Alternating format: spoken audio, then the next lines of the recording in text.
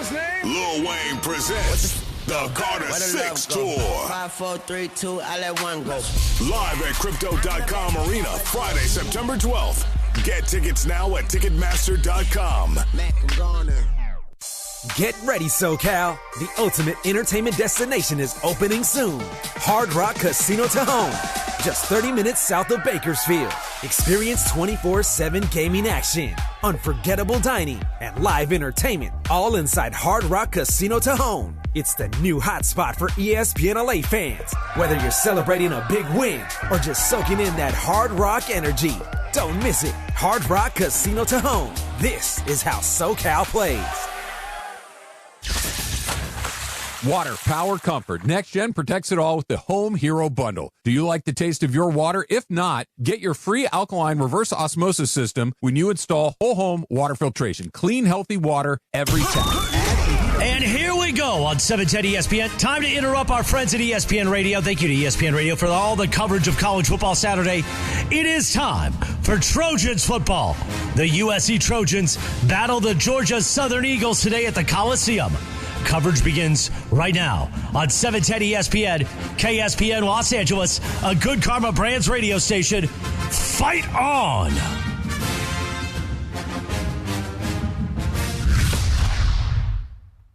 Greetings, football fans. This is the ESPN LA USC Trojan Media Network. Presented by Pechanga Resort Casino. Are you ready for some football? Here we go, Saturday, September 6, 2025. Are you ready for week 2 of USC football? USC football! You are listening to USC football, presented by Pechanga Resort Casino. Touchdown, USC! After last week's destruction of Missouri State at the Coliseum, Clark wants to throw, looks right, zeroes in, hits intercepted Fitzgerald. He might go at the 25-20. He's going to score. Touchdown, USC! Bishop Fitzgerald. Trojans have scored again and have opened it up 27-3. How do you do? Time for our Trojans to do it again. This time, hosting the Georgia Southern Eagles. We count you down to kickoff right now. 2 hours until kickoff against Georgia Southern and our old friend Clay Helton. 5, 4, 3, USC, Georgia Southern. Week 2 of the season for our USC Trojans. This is the Trojan Tailgate Show, presented by YETI. And the Trojans take over on down. How do you do? Brought to you by YETI. We make gear that helps you stay out longer, travel farther, and live harder. Pechanga Resort Casino, proud partner of USC football. Stone Brewing, proud partner of USC Athletics. And by Invesco QQQ, the official ETF partner of the USC Trojans. Time to do it again today against Georgia Southern. Now, here's the Trojan Tailgate Show with Jordan Moore, Sean Cody, Sua Cravens, and Cody Kessler. Hello and welcome to the Trojan Tailgate Show, presented by YETI. We are live in the peristyle of the Los Angeles Memorial Coliseum, getting you set for Game 2, Week 2. The USC Trojans against the Georgia Southern Eagles. Lincoln Riley against Clay Helton. Clay Helton coming back here to USC. Certainly one of the top storylines today. I am Jordan Moore alongside the All-American Sean Cody, our playmaker Sua Cravens, and your quarterback. He is number 6, Cody Kessler. What's going on, boys? Another hot one out here. Hotter today than it was last week. Same. How you feeling? But I've seen already a little bit of moisture on the forehead. Thank you for pointing that out. But I feel great. I feel ready to go. I'm warmed up from last year, and I know how I'm going to play this week now. Nice and straight. There we go. Yeah, I saw you put the sunscreen on already. Sua stays cool, man. That's just your vibe. You don't sweat? Yeah, I mean, I sweat, but it's due to this aluminum-free deodorant. That's because he doesn't work very hard, Jordan. That's why he's not sweating. Wow. No, I'm kidding. I'll tell you what, you know what? I feel like we're in Bakersfield right now. A little shout-out to the 661, but I moved down to Southern California to get away from that, and the heat's just following me, so I'm not a big fan of this. It stays hot. Everyone's hoping USC's offense stays hot, guys. Boy, they looked good last week. Maybe the opponent just wasn't quite up to snuff, but the Trojans put 73 points on this scoreboard right above us. They never punted, Sean. It was the most points since 1930 by a USC team. Pretty good way to start the season. Oh, yeah. I got a lot of buddies texting me, thought it was a basketball score, didn't know what was going on. So anytime you see a 7 in front of a number on a football field, you're really wondering what happened out there. But, yeah, like you said, just no competition and not enough for the Trojans, just overmatching last week's opponent. So they did well on a lot of different fronts. A good way to open the season. Nice little warm-up to maybe a preseason game, but figured out how to get it done last week. It just came out hot, Sue. You know, everyone loves that first game. They were juiced up for it, but they maintained it over 60 minutes. Yeah, there's a reason I didn't look at the scouting report on the guys. I mean, again, I don't mean to be disrespectful, but if we didn't score 70, we were going to riot. So there wasn't a choice. Great game. Great game. Cody, Jaden Mayava got off to a great start, a near-perfect start. He ends up as the Big Ten Offensive Player of the Week. He was composed. His decision-making was excellent. What stood out to you? Yeah, that's a key word right there, composure. I mean, you could just tell this offseason that he spent a lot of time in the film room, spent a lot of time with Lincoln Riley, took a huge step forward. And that Big Ten Player of the Week, well-deserved, over 300 total yards, 3 touchdowns. But the most important thing for me was there was never a play to where the ball was put in harm's way. His decision-making was great. Footwork was great. Accuracy was great. He took a huge step forward. Now the competition is going to keep getting tougher, and I want to see if he can do it for all 4 quarters. And it's going to get a little tougher today, too. This is a better opponent than what USC faced last week, but a great start for Mayava on the year. Yeah, Sean, he only had to play 2 quarters last week, and, you know, that's where you should be, right? I mean, we have, and I think you guys mentioned on the broadcast, we've been in these games early on in the season where you go, yeah, USC won. Maybe they won by 20. Maybe they won by 28, and you're still like, they didn't really handle their business. Mayava handled his business. 30 minutes of football, got him in, got him out, never punted, and moved it on to the young kid to let him play. Yeah, in those kind of games, that's what you're supposed to do. Too many times in years past, we've been involved in games that went beyond the half, in those kind of games where you weren't able to get those backup guys in, get them some early looks. You know, coming in as a freshman is tough, and especially, you know, if you have to do it in crunch time performance in big-time games, it's even tougher. But if you get a chance to ease into the season as a freshman, I remember my first game against San Jose State, got some action in there, felt comfortable. Then as the bigger games come on, you feel a little more comfortable. So I think good to get those 2s and 3s in last week. So as good as Mayava was, it seemed like the story that most people took away was this running back room, and in part because we had really never laid eyes on most of these guys. But Wayman Jordan, Eli Sanders, they looked like they were shot out of a cannon right away in that game. We got to see some of Brian Jackson. He's a little bit banged up, but then we saw King Miller later on. Seems like a deep, fast, and talented room. Yeah, Wayman Jordan looked really good. I like the way he makes guys miss. He gets up the field. He doesn't waste steps. And Eli Sanders, just a blazer out the backfield. I think I saw something on Twitter said he hit 22 miles per hour, 23 miles per hour, something like that. He was moving. And then we saw it again later on in the game. So we've got options out of this backfield. We just got to use them. That's my treadmill speed at the gym. 20. I put it on 20. And that's your warm-up? Yeah, just a couple miles at 20, and then I slow it down. Sua, what do you think about the standing straight up and down when you're waiting for the snap? Is that swaggy or not swaggy? Yeah, that's cold. That's candy paint dripping on the lean right there is what we call it. But if you're going to do that, you better be nice, because if you're standing straight up with your knees not bent and then you fumble or something, you'll never be in that position again. At least I would make sure of it if I was the coach. I got to apologize, too. Wayman Jordan, all-around back. I think Eli Sanders is going to be that explosive guy. Brian Jackson is that short yardage back that you need in the Big Ten. But I've said three-headed monster all offseason. My bad, King Miller. I didn't know your game, and I wasn't familiar. That guy was shot out of a cannon. We saw Mayava chase him down the sideline. Just really talented back, or really talented room, and we're going to need all those guys this year. Yeah, might see more of King Miller today, because I think he moves up a slot in the depth chart if Jackson doesn't go. Yeah. All right, we are just getting started. We got a huge show for you building towards kickoff. Deontay Burnett will be live with us on the show, but there's a lot going on at USC. Let me tell you about USC women's soccer. Your Women of Troy women's soccer team opens conference play at home on Thursday, 7 p.m. when the Washington Huskies come to town. The first 500 fans in attendance will receive a bucket hat. That would be nice with this heat. Purchase tickets. Visit usctrojans.com/promos. That's usctrojans.com/promos. Let's talk some defense. Sean wanted playmaking D. That's exactly what he got last week. That's next on the Trojan Tailgate Show, presented by YETI.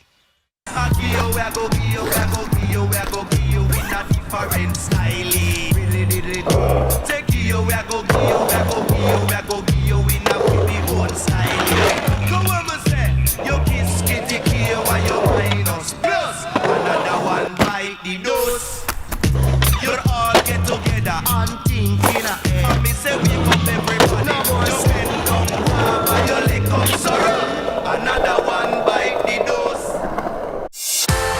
Rediscover your perfect combination at Pechanga Resort Casino, where you can be an impact player clutch hitter or a wild card. No matter what your game is, the excitement and relaxation you're looking for is here. So get back to the fun and play your perfect combination at Pechanga Resort Casino. You've earned this, so hold it up high. You put on the biggest event of the year every single weekend. Surviving the strongest storms, meeting chaos with composure. You roll up your sleeves to roll out the red carpet, because the end of the night for you is the beginning of the rest of their lives. You are a fighter, and this is your reward. Modelo, the mark of a fighter.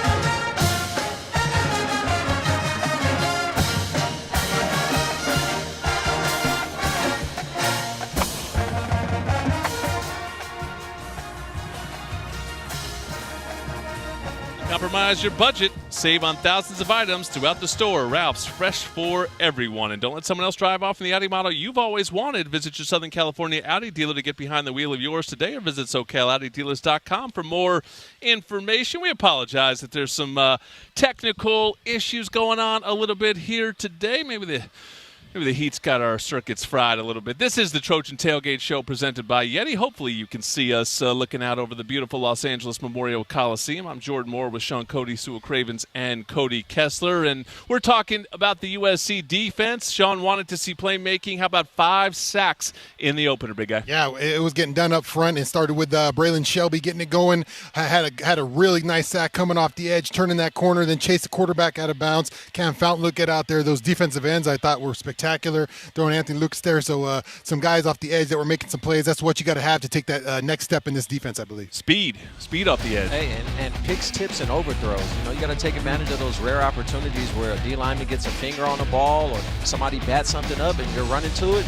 You bring it down, and we did that. It reminds me of a Grinch type of defense in the way we capitalize on opportunities, except we're actually playing defense. So it's a nice little mixture that I'm seeing. Well, they were playing defense on the other side of the line of scrimmage too, which was the one issue last year, just not enough tackles for loss. We talked about it last week. When we were previewing the season, that Eric Gentry led the team in tackles for loss last year, and he just played a handful of games.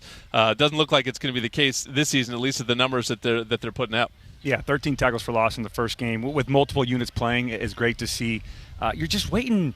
You know, all offseason you hear all these stories about the depth and then the transfer guys coming in, the young guys developing that had to play a year ago. You just want to see it. And in the first game, again, I know who the opponent was, but when we saw that, I was very excited. This, in my opinion, could potentially be the best defensive line room and the deepest defensive line room that USC has had in a long time. I mean, when you go back and watch the tape and you really break it down, there are a legit 7 to 8 guys that could be starters on this defense and make a major impact this season. Yeah, we interviewed Keyshawn Silver and Jod Jarrett in the spring on Trojans Live thinking those guys were going to be saviors. They were playing with the twos in week 1, and they made plays. You know, Jod Jarrett came in and made some plays, but he didn't get a ton of snaps. He's having to compete just to get on the field, and that's a great sign for a healthy defense. Yeah, especially Jade Abasari after the way he played last year. Devin Tompkins taking the next step, being a captain on that team. So just great things up front, a lot of depth. I thought it was even great that, you know, even though Kamari Ramsey really wasn't a name they called, Eric Gentry, guys we thought were going to be the catalyst of this whole defense, didn't really have to even make those plays, and they still had a heck of a day with TFL. So as soon as those guys get rolling, it'll add to the mix of that defense. And when you're getting it done up front, Sua, it makes life so much easier for the guys in the back. And we saw, you know, Bishop Fitzgerald as really the first person to take advantage of it. It was interesting talking to him. Didn't realize that he was a former quarterback. He was a guy, interesting story, he went to JUCO because he was not recruited really as a quarterback. So that's when he started playing safety, and he's worked his way up, and he seems like an impact player. Yeah, I didn't know he played quarterback, but you can tell by how he looks at the game on the defensive side of the ball. When he's playing safety, he just plays different. He plays with a different step, like he's a step ahead, or he knows the route combinations, and those are things you learn when you either have a really good coaching staff or you simply love football. And being a quarterback, I'm sure he sees 3-by-1, 70 70% of the time they got this, so I can play these out-breaking routes. And when you look at the game, you can play fast like that. But like you said, when the D-line's getting after the quarterback, you only have to cover about 2-3 seconds. Reminds me of a guy, I think both of you guys played with, Jene Harris, right, who was a high school. He was a high school quarterback. I actually think I called one of his games in high school when he was playing quarterback. And so he was new, just came here as an athlete. It's a guy that's made a whole career. I mean, I still see him playing in the spring league and making plays. So, Bishop Fitzgerald, a guy that maybe is just getting better and better because he is new to his position. Who else stood out to you, Cody, when you looked at the defensive side? Yeah, going back and watching the tape, like Sean mentioned, Braylon Shelby coming off the edge. I know he missed a game last year, but after he returned from that injury, he just didn't look the same, right? The same quickness, the same speed. I have very high expectations for him. Off to a great start this year with 2 sacks. Bishop Fitzgerald, another guy. I know we didn't mention him, but the other interception, Garrett Pomerantz, got to give him some shout-out. When those walk-ons get a pick, got to show them some love. I wish he would have went left, like we talked about with Lincoln Riley. I think everybody was yelling at him to just please go left. You would have had a walk-in pick 6, but it makes a better story for him to do that. And the last guy, can you hear anything on the field? No. You're so much in the zone. Yeah. You can't hear it. Yeah, exactly. The only time I heard stuff on the field was when I was trying to make a check. Other than that, like if I'm trying to change the play call at the line of scrimmage. But that's you talking. The noise picks up. But yeah, in the middle, like when the ball snapped, you don't hear anything. So you but can hear the last guy I was saying to you when you threw those balls at me in Cleveland and I was batting them down and I was like, yeah.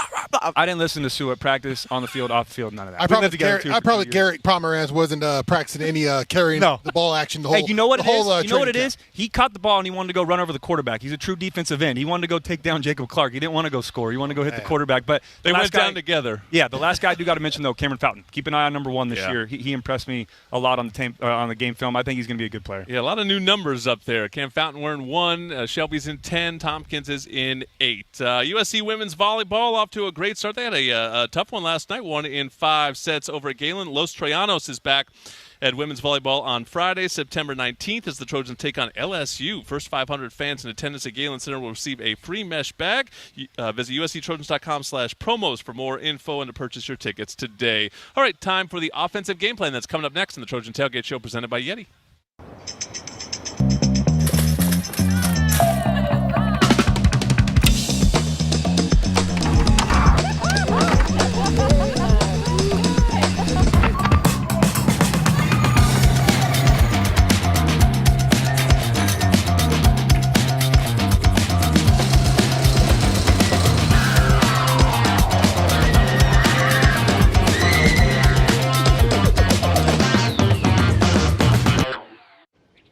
The road is calling.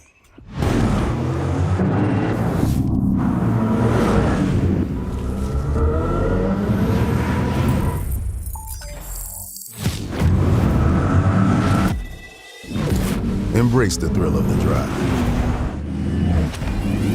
The next chapter of Audi is here.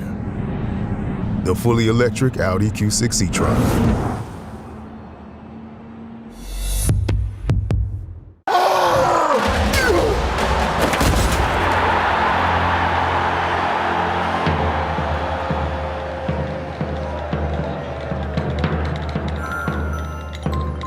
Sir, it seems that the Gladiator is getting a lot of positive social sentiment.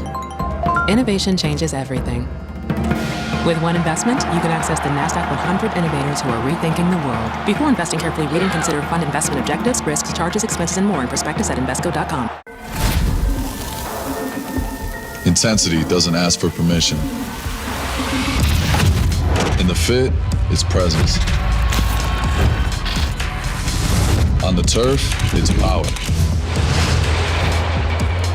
In the gym, that's discipline. In the shadows, under pressure, off the clock. There's no on or off. It's just who I am.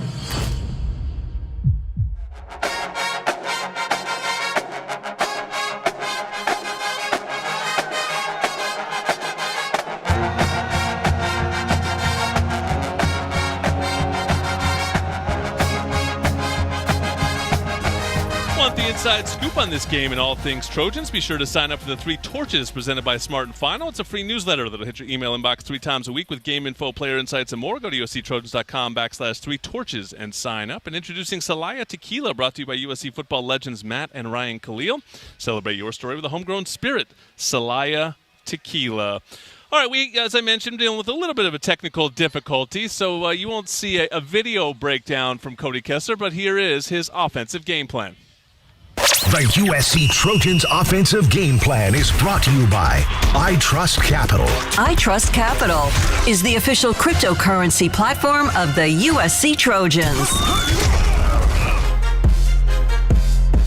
All right, breaking news. I think we got the monitor back on, so we might try to do a video breakdown. But my topic was going to be on Jaden Maiava and this run game. If USC wants to be dominant on the offensive side of the ball this year, then Jaden Maiava needs to be a factor in the run game. But that doesn't necessarily mean rushing yards and rushing touchdowns. That just means making the right decision in the run game within Lincoln Riley's offense. So if we do have the video here, I want to take a look at a couple plays from last week to where Jaden Maiava didn't run the football, but he was still making the play in the run game. Right here, you're going to see a quick little screen out to Jacoby Lane, but the first part of this is an RPO read. You have a run to the right to Wayman Jordan. Jaden Maiava is reading that defensive end. As soon as he starts to crash down, he knows that I can pull it and I can get on the edge. But the third option in the RPO is that pass option. And you have Jacoby Lane out there with a one-on-one, and you have a great block ahead of him with Lake McCree, and you have the defensive end retracing and try to take Maiava. So kick it out, make the right decision, get an explosive play, and let your playmakers do the rest. That was a great job by Jaden Maiava. Didn't have to run the ball, but it was still a called run to where I can run this RPO offense. Now you're going to have a guard tackle pull down here inside the 5-yard line. Wayman Jordan's going from left to right, and all I need you to do, Jaden Maiava, is just read that defensive end. If he crashes again, you pull it. If you don't, he's unblocked, and he's your responsibility. Give it, and he cannot come down the backside and get Wayman Jordan. We have a walk-in touchdown. Again, not running the football, but making the right decision in the run game. And then the last one here, we've seen him pull it and throw it. We've seen him give it. Now he's going to make a read again. You have Eli Sanders going from left to right. You have pullers leaving that backside defensive end. This time the defensive end comes upfield right towards Jaden Maiava because he saw him pull it before. Now he knows I'm just going to give it, and he actually takes a hit here. Let's eliminate that. Next time I want a little 15-yarder on that one, but he takes a hit because the defensive end is worried about him taking the football and making a big play with his feet, but instead Eli Sanders actually has the ball, and it's an explosive play. Like I said, guys, Jaden Maiava needs to be a major factor in the run game this year, but again, that doesn't necessarily mean him having to take off and run and finish in the end zone. He just has to make the right decision in Lincoln Riley's offense. Yep, and he was working the run and the pass, and one of the big plays, Sean, was Lake McCree, who looked speedy out there, broke a long touchdown catch and run. And I saw a great note that reminded me of one of my favorite games here at USC back when I was just a kid, just a fan. Longest catch and run by a USC tight end since, did you see it? It was your freshman year. Any memory of it? Corey Dickerson. Maybe a real blast from the past for many people out there in the 2001 UCLA game. That was a game that USC shut out UCLA. The most famous play in that one was Antoine Simmons had the pick six on a ball between his legs. But Lake looked great out there. Yeah, you could tell he was feeling comfortable. He's talked about it a little bit in the offseason, how he's feeling at his best. You know, he's unfortunately, Lake's had some seasons where he's had some injuries, problems, and dealt with a bad knee, but it looked like he caught that pass, and he really put a little shake on the safety there. Give him credit for that, and also this turning up those miles per hour there as the big fella was able to get to the end zone. You got to feel good for him after the injuries he's had in the past to get going early in the season. He's going to be the tight end moving forward this year. We saw a couple 2 tight end looks last year, so expect to see a lot more of him out on the field. One of the few players remaining on this team who played for Clay Helton at USC, so I wonder if they'll embrace after the game. I saw some quotes from Lake very positive about his time with Clay Helton.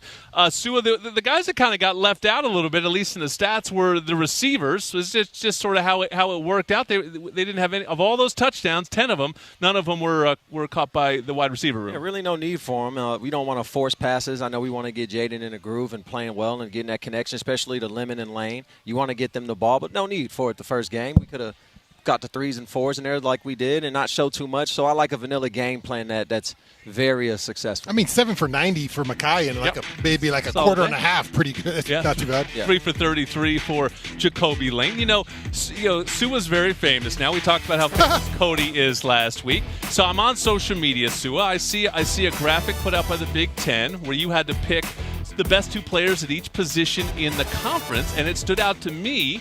The only USC player on there was Jacoby Lane. You had a receiver. Yes. So give me why you picked Jacoby Lane over Makai Lemon. Well, first, let me defend my stance, and I have to be impartial. Otherwise, there would have been a few Trojans on there. Of course. I wasn't criticizing that part. I just want to put that out there. Disclaimer, Wayman Jordan might make the list. It is subject to change. But to answer the question you did ask, I think that Jacoby has the NFL-ready body, the catch radius. He can work inside. He's a mismatch on your best corner or your linebacker. And I think that how the NFL's going right now, it favors to those big receivers like a DK Metcalf, A.J. Brown, and if Jacoby can add 10 more pounds, he falls into that frame. So that's why right now I have him as the overall better receiver. Cody, who did you prefer throwing to? The smaller, quick guys or that big jump ball guy?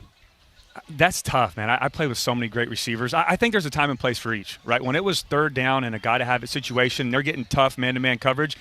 My surefire catcher out there, Darius Rogers, was getting a football. He was getting a back shoulder. He was getting over the Darius top. He had that physicality to him. Wasn't super tall, but he had that bigger size to him.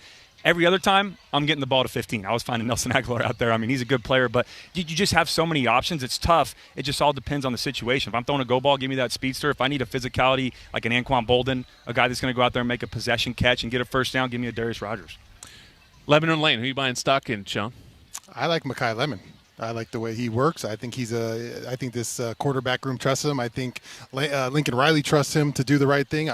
Obviously, Lane is a tremendous talent, and he has all the tools and stuff, but I think Mekhi mentally has it locked in. He knows what he wants to do. He's a hard worker. Reminds me of Amon-Ra St. Brown, that kind of work ethic, that kind of physical guy. He was out looking for bodies early last week. He was not looking to make anyone miss in the first couple of touches. It felt like he wanted some contact. Maybe guys get like that a little bit after a long camp. He probably wasn't hit that much, and he was looking for some contact. I got to give Sue a credit, though, because what's the first thing I texted you when I saw that list? You remember what I said? You said Lane over Lemon. With 2 question marks. And I was waiting for his response, but you know what? He stuck to his guns. I like it. I think they're both very good players, but we'll see how this season plays out. I think it's definitely on this team, it's a 1A, 1B. It's a little bit more of a question about, the future and the NFL and all that. But on this team, obviously, they are both going to have huge seasons for USC to get where it wants to go. A team with no shortage of stars is USC women's basketball. Their season is right around the corner. There's 2 of them on your screen. Jazzy Davidson, incoming freshman. She is the number 1 player in the country coming in. Kenny Smith, probably the best defensive player in the country. Obviously, Juju Watkins, the reigning National Player of the Year. We'll see what this season looks like for her, but another loaded season for USC women's basketball. USCTrojans.com/WBB deposits to get your tickets. Defensive Game Plan is next on the Trojan Tailgate Show presented by YETI. What if you could use retirement accounts to invest in crypto? With iTrust Capital, you can. iTrust Capital allows you to invest in your favorite crypto assets 24/7 with the tax benefits of an IRA. So instead of paying taxes on your crypto gains every year, you can defer taxes till you retire using an iTrust IRA. Or with an iTrust Roth IRA, you can withdraw tax-free at retirement because you're in this for the long haul. Start investing today at iTrustCapital.com. As a lifestyle guard, I help people live their best day in the sun. That means keeping the games going. Coming to the rescue when the floaty is too floppy. And delivering high noon when the cooler's empty. Oh, do you have any peach? High noon, sun's up.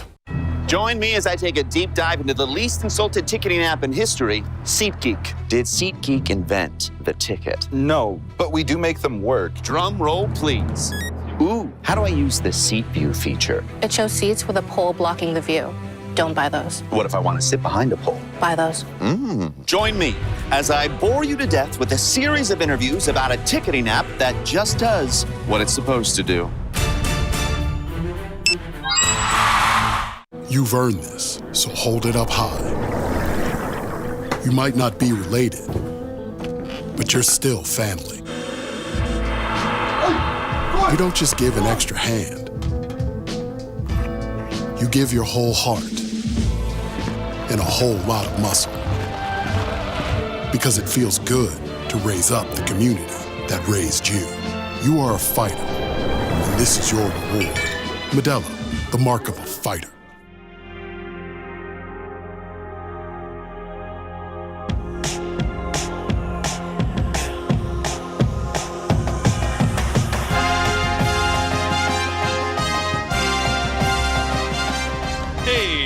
Fans and Ralph's, you get high quality and low prices, so you never have to compromise your budget. Save on thousands of items throughout the store. Ralph's, fresh for everyone. And Trojan fans, you can listen to USC football and all the biggest college football and basketball games on the TuneIn app. It's free internet radio. Welcome back to the Coliseum. There she is.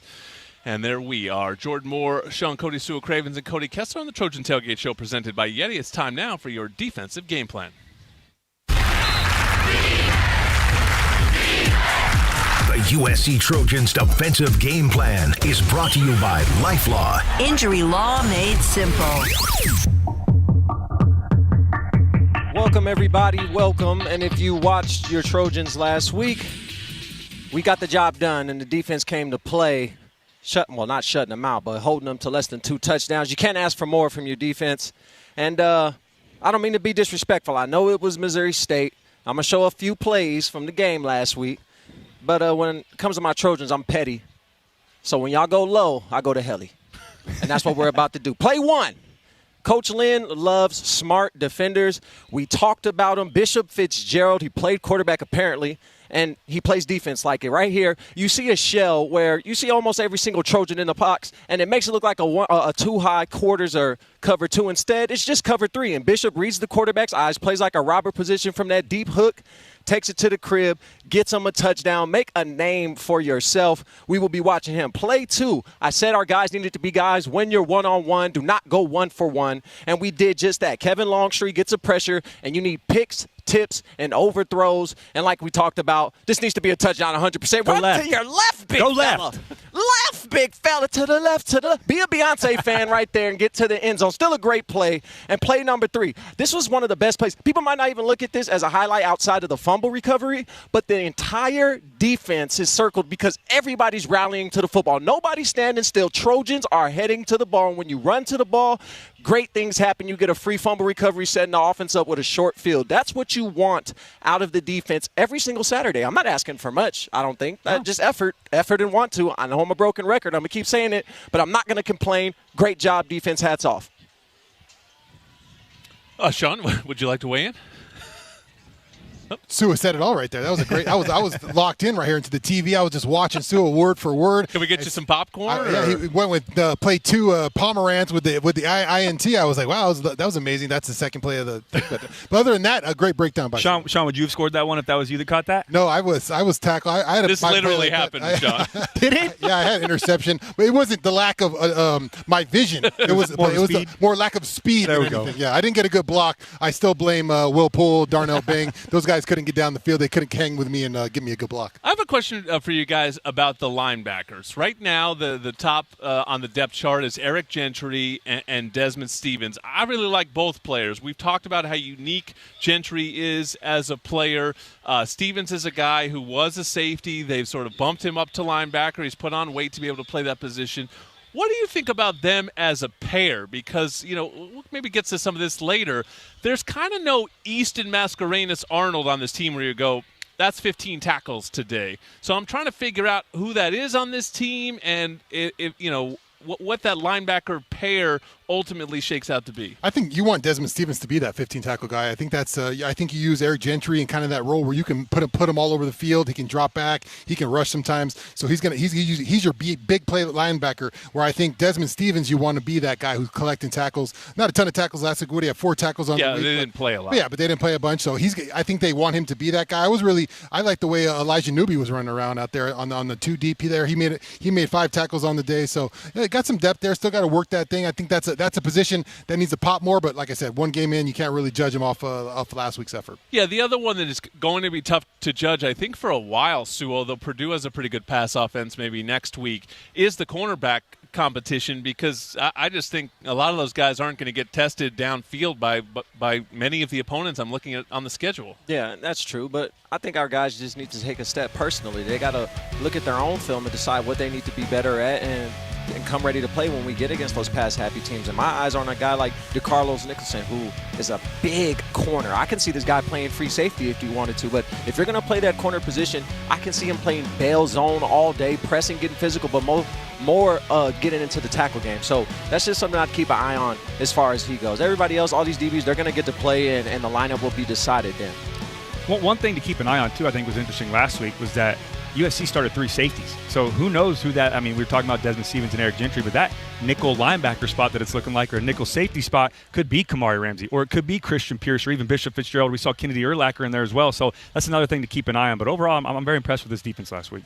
All right, I've been impressed what I've seen so far of USC men's basketball as they get ready for year 2 under the head coach Eric Musselman. All roads lead to Galen. Season ticket deposits available now. USCTrojans.com/MBB deposits. All right, the guys are going to take a look at what they want to see USC improve upon or double down on as we get into week 2 here. That's next in the Trojan Tailgate Show presented by YETI. Personal injury suits can be scary and full of questions. How can I pay for it? If I've been in an accident, who fixes my car? Who pays my medical bills? And will it all be worth it in the end? LifeLaw simplifies the process, answering your questions and more by providing 24/7 support that's clear and precise, while offering the latest in technology to let you know where your case stands at all times. Good news. LifeLaw. Injury law. Being the best takes hard work. It takes early mornings, planning, precision, sweat, sacrifice, and teamwork. That's why Old Dominion Freight Line, the #1 national LTL carrier for quality, works hard to be the best in the game and is proud to support those striving to be the best in their game. Old Dominion Freight Line, helping the world keep promises. Hey man, do you have a non-alcoholic beer that actually tastes good? I think you mean athletic. Excuse me? Do you have that great non-alcoholic beer? I'll 7. Found it. Do you have a favorite non-alcoholic beer on the menu?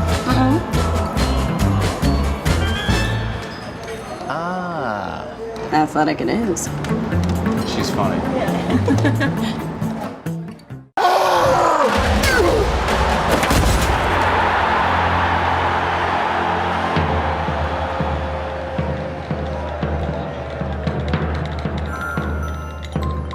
Sir, it seems that the Gladiators can out for blood this season in 2025. Why don't we get to Keeley now? Paula, they're showing Marquise Lee. There he is.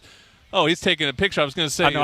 I blew his cover. He's over there trying to hang out, saying hi to my parents, and I just blew his cover. See, if you can come visit us here at the Trojan Tailgate Show, studying this peristyle. We got some nice shady seats lined up for people. Get your picture with Marquise Lee. All right, now let's get to Keely Orr, who is on the sideline with us. Keely, is it hotter than last week? Same heat, lesser heat? How you feeling? It feels hotter, and I'm not just saying that because I'm in a blazer this week. It feels hotter for some reason. So it's, again, going to be another tough one heat-wise for the Trojans. Yeah, same exact times, pretty much same exact scenario here. So Trojans are going to have to sweat it out and probably hoping that they do the same thing they did last week. No one has to play a full 60 minutes in this one. What do you have for our fan question? So our fan question comes from Joe. He's kind of on the same page as you, Jordan. He's asking you guys to put on your head coaching hats. He wants to know, how would you challenge the Trojans this week following a dominant performance to open the season? What would you say to them?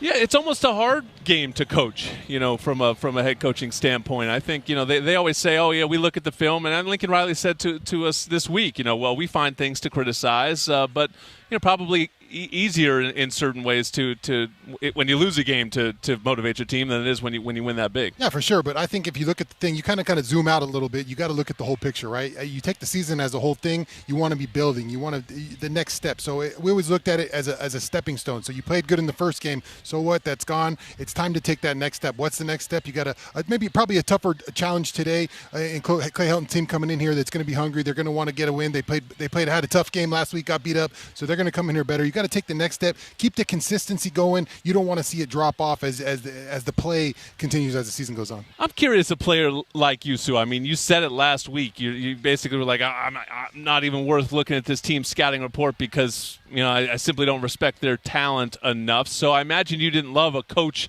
telling you that today is the Super Bowl and it's as big as any other game because you maybe see through something like that. Is that how you felt? How did you feel? What did you want a coach to say to you? At the end of the day, I'm still a football player, so I'm still excited to play the game. Yeah. And it doesn't need much. I don't need much motivating on game day to get out there and do my job. It was like, no question, I'm going to show up. It's just the harder part was not the game day. You know, everyone can get up, Jeff. It was the work that went into the game week that was like, oh man, we're playing these guys. I don't have to do 9-on-7 as hard. I don't have to do pass rush hard as a drill. That's where you have to lock in because all these guys are going to be psyched up for game day. But it's during the week. Do you put the same work? He just took the words out of my mouth. Like, I'm not looking forward to Tuesday full padded practice at 7 a.m. and I got to go 9-on-7 pot Cody drill. loves it. Look at him. He's about to say he loves it. You want the quarterback answer? It doesn't matter who you're playing. I don't care if it was routes on air. I was ready to go every single week, Sean. There was no offense. Because you'd have 9-on-7 and you had a yellow jersey. Yeah, you guys were doing 9-on-7, and I was talking about my golf swing kickers over there getting ready for 7-on-7.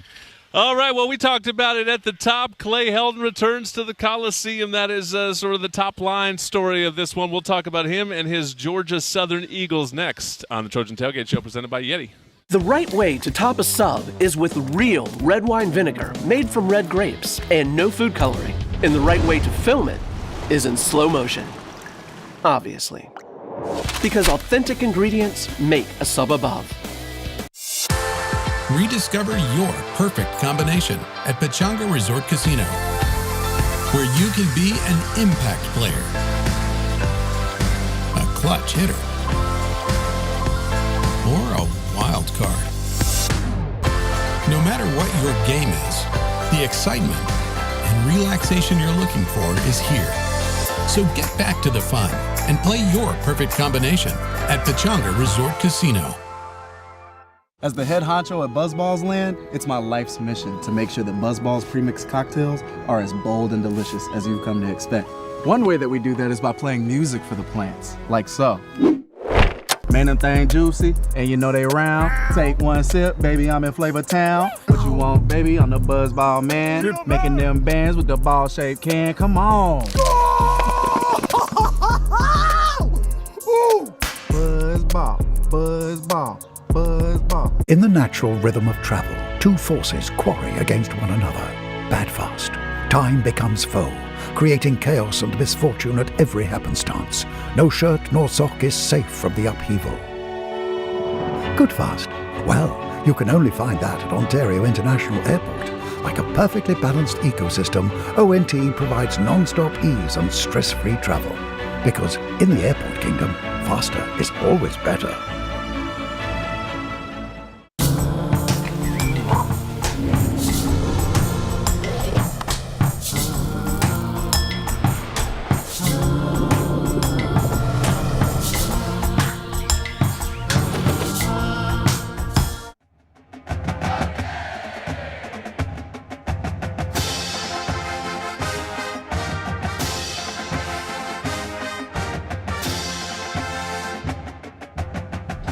Ocean views, magical sunsets, a luxury resort like no other. Discover Terranea, located along the stunning Palos Verdes Peninsula in Southern California. Book your getaway to Terranea now at Terranea.com. Welcome back to the Coliseum, home of all those Heismans, as you see the jerseys panned across. If you're watching us on YouTube, we had a little technical difficulty. This one was YouTube's fault, guys. This was not our fault, so, blame YouTube for that one. But we should be back. We should be looking good.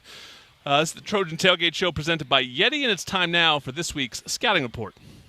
It's time for the Scouting Report, brought to you by Stone Brewing, proud partner of USC Athletics. Now we're going to help you get to know today's opposing team.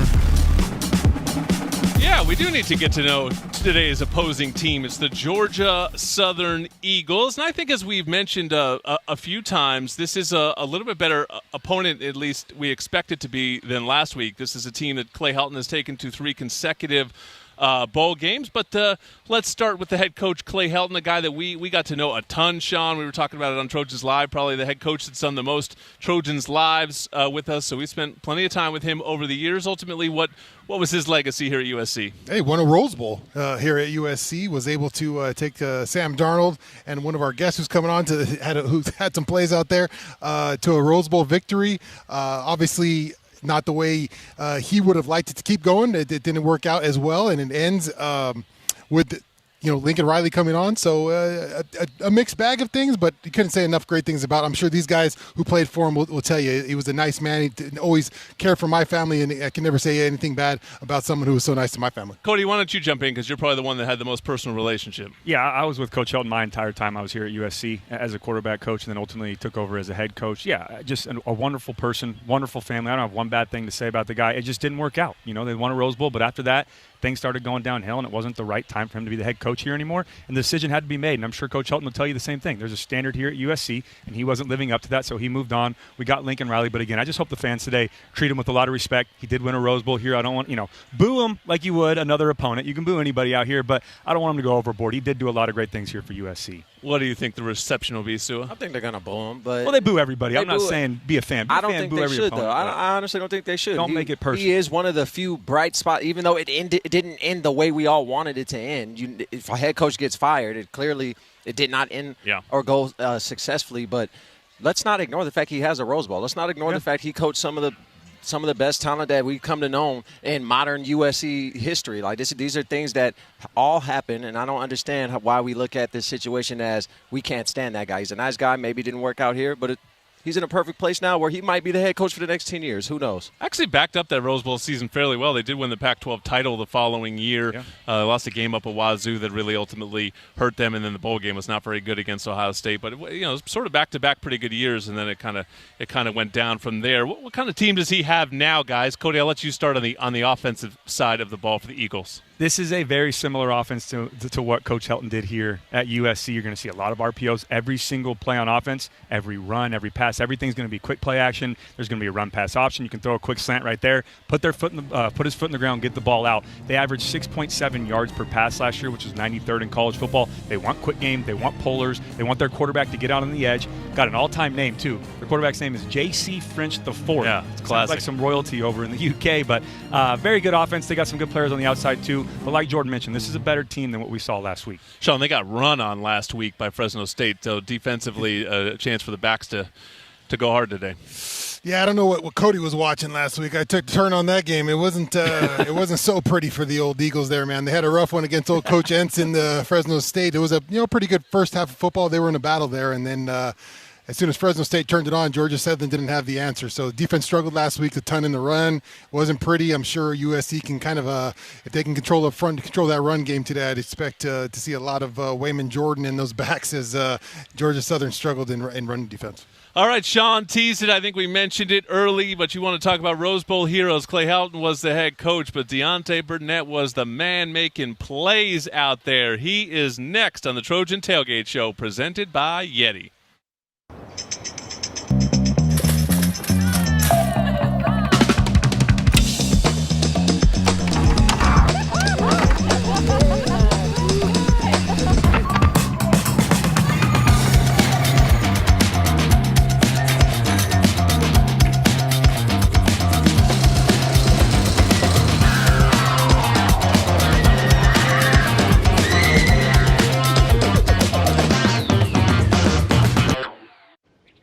The road is calling.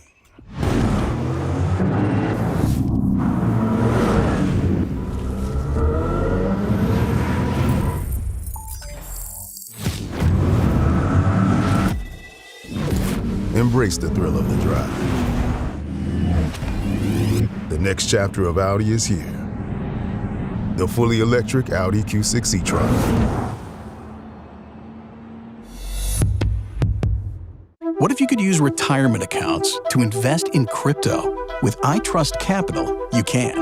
iTrust Capital allows you to invest in your favorite crypto assets 24/7 with the tax benefits of an IRA. So instead of paying taxes on your crypto gains every year, you can defer taxes till you retire using an iTrust IRA. Or with an iTrust Roth IRA, you can withdraw tax-free at retirement because you're in this for the long haul.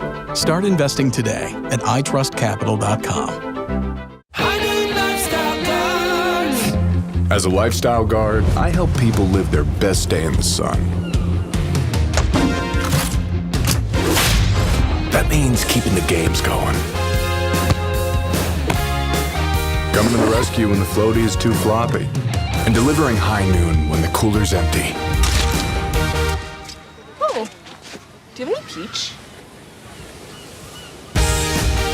High noon, sun's up.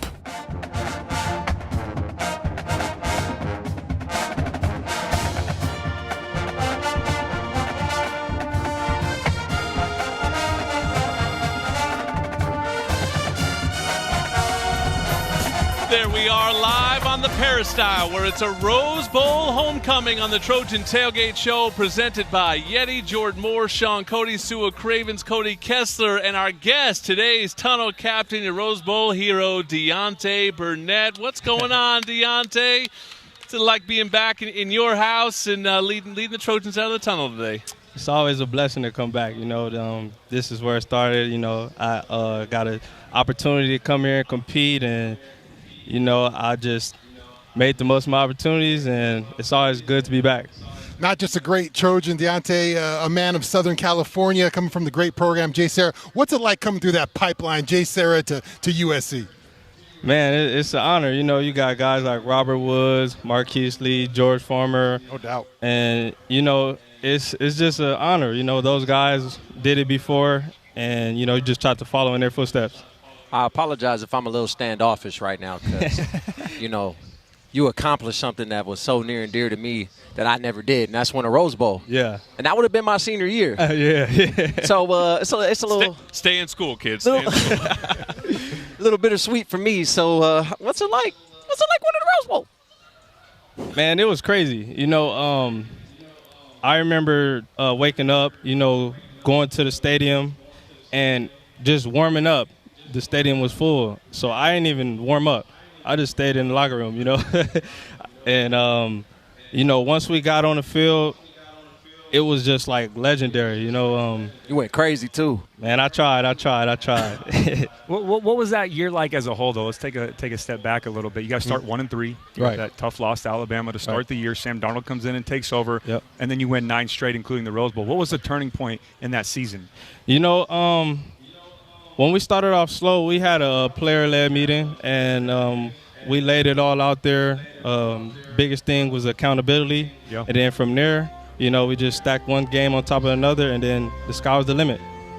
When I look at your career, we're talking to Deontay Burnett, and hopefully everyone in the house can hear us, and you're out there on the radio and the stream. We're talking to Deontay. You were an unlikely story. You mentioned those guys, Marquise Lee, Robert Woods. You weren't that guy coming here. You were a guy down on the depth chart.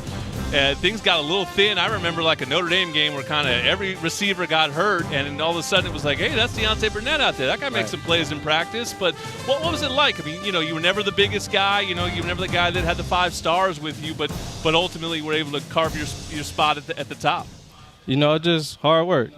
Hard work, it overcomes everything. And I was just happy to come to USC, to be honest. So I just had a plan. I had a plan that I was just going to work hard and try to do the right things and just trust in my process. And God was able to bless me to just continue to keep doing the things that I love. You had an opportunity to play with a couple quarterbacks, one of them on stage here at USC. Maybe Sam Darnold, catch a couple passes from him. Yes, sir. So then what the question is, who'd you like catching balls from? Oh, who throws a better ball? If I had to say, it was both of them. It was both of them. I'll tell you about the cool story, man. We would do, and Ajana Harris is over there as well, but we would do those player-ran practices, and before they even got to campus, one of the toughest workers that I've ever been around, and he earned his spot there at USC, so it was awesome to see him have that success. Okay, you can't give a blanket PC correct answer, fence. right? Get off the fence. All right. Because I remember at practice, there was one-on-ones. Right. And you got to play against or practice against a bunch of talented SCDBs. Who did you absolutely hate or need to call out in one-on-ones at practice? The number one guy I always went against was Ajane. Mm-hmm. Ajane, he was tough, you know what I'm saying? So he got me better, and I got him better, and we both had like a similar story, and just working our way up. So it was tough battles going against Ajane. So that's probably one of my favorite players to go against, and probably just whoop on you a little bit, you in the defense. So. There you go. Give it to him. And obviously we've talked about it, and the Rose Bowl is a special place for you, and you had a big game, but a lot of big games here as well. What type of emotions do you get when you get back in the Coliseum? Man, I was just telling Janet, like, man, it's been a minute since we've been here, and you know, we think about all the moments we had, and we just cherishing them. So I'm just happy to be back, man. Anytime I could be back, it just brings a smile to my face to be here. All right, last one. The guys were giving you a hard time when you came up. They said, get ready to talk about the Rose Bowl for the millionth time in your life. So I'm going to ask you a question you've also been asked a million times, which is to break down that one play. Sam Darnold drops it to you between 4 defenders for the big touchdown to tie the game. Was it supposed to come to you? Did you think it was coming to you? Everyone looking at that play is like, there's no way that was the read, but that was ultimately what happened. So I had a 12-yard in cut. And I see that the safeties are a little bit too far off the hash, so I just went up the seam and just split them. And Sam seen it, which was crazy. And he threw it. We completed it, and the rest was history. The rest is history, man. It's the stuff of legends. That's why you're a legend back in this house, leading the Trojans out of the tunnel today. Deontay Burnett, man, great to have you back in the Coliseum. USC football fans can purchase single-game tickets now. Lock in your tickets before they're gone. Single-game tickets, I think, to every remaining game. Michigan State, Michigan Northwestern, Iowa, and UCLA. USCTrojans.com/tickets. More Trojan Tailgate Show presented by YETI next. Rediscover your perfect combination at Pechanga Resort Casino, where you can be an impact player, a clutch hitter, or a wild card. No matter what your game is, the excitement and relaxation you're looking for is here. So get back to the fun and play your perfect combination at Pechanga Resort Casino. You've earned this, so hold it up high. It doesn't just have great bones. It was the backbone of your community. So you breathe in new life, grinding away to make space for tomorrow, for your people. This isn't just a restoration. It's a revival. Because you're always willing to double down on your neighborhood. You are a fighter, and this is your reward. Modelo, the mark of a fighter. I'm 1,000 miles from nowhere, and there's no place I'd rather be.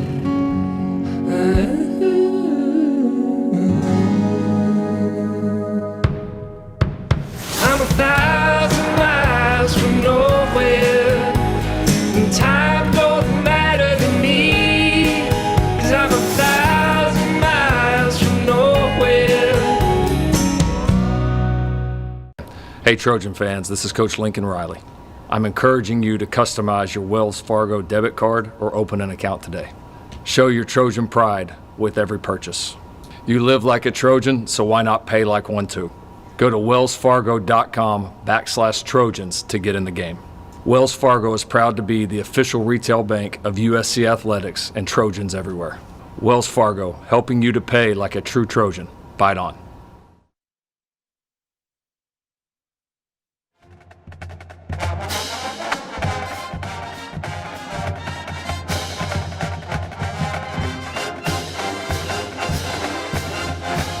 There's our heads. Our heads are on the video board, guys. My wife didn't like my picture, so I had to change it for this year. That's the old one, though. They didn't fix it. This is the Trojan Tailgate Show presented by YETI. We are live from the Coliseum, where we are playing a game here. This is the Cardinal and Gold Report. It's time for the Cardinal and Gold Report. The Cardinal and Gold Report. Presented by Pechanga Resort Casino, proud partner of USC football. No, maybe I should have been a game show host in another life. I enjoy putting you guys through it. So we are going to play a little game here. You guys have whiteboards in front of you. What does yours say? He's self-promoting. You know, just waiting for the game to start. This is like an SNL Jeopardy skit where Stu just writes stuff. Best shoe in the game. Self-promo. Makes you an inch taller. Just saying. Don't zoom in. All right, so we're going to pick this year's leaders. You guys are going to predict who this year's leaders will be. So let's start with who will lead this team in rushing this season. What do we got? Oh, Sean's pretending to write because he already wrote his answer down. That's called preparation. I'm going to go with Jordan. Not Jordan Moore, Wayman Jordan. Am I supposed to say why? He wrote WJ. Okay, it's Wayman Jordan across the board. Sua, speak on it. Yeah, we saw a little sample size of it last week, but he balled out. He was cutting left and right, breaking tackles, getting downfield, and we're going to see a 1-2 punch out the backfield. I just feel like we're going to use Sanders more in the pass game, so that's why Wayman Jordan is going to lead in the rushing game. Yeah, and that big play last week for Sanders was a reception. Speaking of reception, when I say leading receiver, it'll be in terms of yards, just to make sure we keep score. Did you want to speak on Wayman Jordan? Well, I just want everyone to see my answer in case I am right by the end of the year. Yes, everyone chose Wayman Jordan. Wayman Jordan, there we go. That was an easy one. Thanks, Jordan. Who will lead this team in receiving? Oh, Sean, again, just way ahead of it. He's got Lemon. I thought maybe you would he did. I knew somebody would do it. Yes, that is a Lemon, I believe. And so we're 3 for 3 on Lemon. So all that Jacoby Lane love earlier. But wait, time out. Name him the Big Ten player of the I can be the number 1 receiver on the team and get double teamed. Doesn't make the number 2 who's getting more opportunities better than me. All right. Cody, you speak on it. Why is Mekhi Lemon going to lead this team in receiving? I mean, we saw last year, those last 7 games, he really took over as that wide receiver 1. But I think he's just starting to scratch the surface of how good he can be in this offense. Started last week dominant in that first game. I expect him to keep that up all season long. I hinted at this one earlier, which is who will be this team's leading tackler. I think this one is far less obvious than potentially the first two. And the answers I wrote down, I agreed with you guys as well, Wayman Jordan, Mekhi Lemon. But how about the team's leading tackler? Sean, what do you got? Yeah, where's your board at? You don't have a board? It's all up here, buddy. All right. I'm going to go Desmond Stevens. I know what you guys are going to answer, probably the easier pick. But I think if this defense, I think, is going to play the way you want it, I think that you want your linebacker making a ton of tackles. I got a bunch of arrows pointing to the sky because that's how tall Eric Gentry is. And that's my pick. He needs to be on the field all the time, especially as a dime linebacker, to be the defense against these pass-happy teams we are going to play against. Gentry's going to make a lot of plays in the open field. Yeah, I got Gentry as well. He's a unicorn. He's the definition of that. He's so versatile in this defense. You can play him in the pass game and the run game. Moves well sideline to sideline. I think he's going to lead this team in tackles. I have Kamari Ramsey, guys. That was my pick. I thought they were all going to pick Kamari. Hold on now. I hope you're wrong, though. Our front seven's not. If your DB usually is a leading tackler, that means you're getting torched. Was he playing DB? I'm just saying. Was he playing DB last week? Not right. I looked out in the field when the game started. I saw Christian Pierce playing safety, and I saw Kamari Ramsey playing linebacker. I once saw a pretty good safety who just slid up and played linebacker. I don't know if you led the team in tackles, though. No. Maybe TFLs. They stopped running my way.